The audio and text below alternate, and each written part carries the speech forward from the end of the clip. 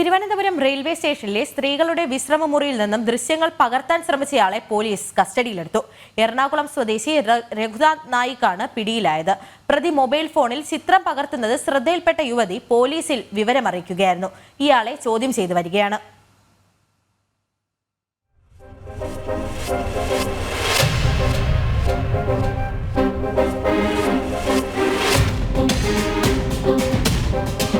Thampanoor railway സ്റ്റേഷനിലെ സ്ത്രീകളുടെ വിശ്രമമുറിയുടെ അകത്തു നിന്നും ഒളിക്യാമറ വെക്കാൻ ശ്രമിച്ച സംഭവത്തിലാണ് 23-കാരനായ എറണാകുളം സ്വദേശി രഘുനാഥ് നായിക്കിനെ പോലീസ് കസ്റ്റഡിയിലെടുത്തത്.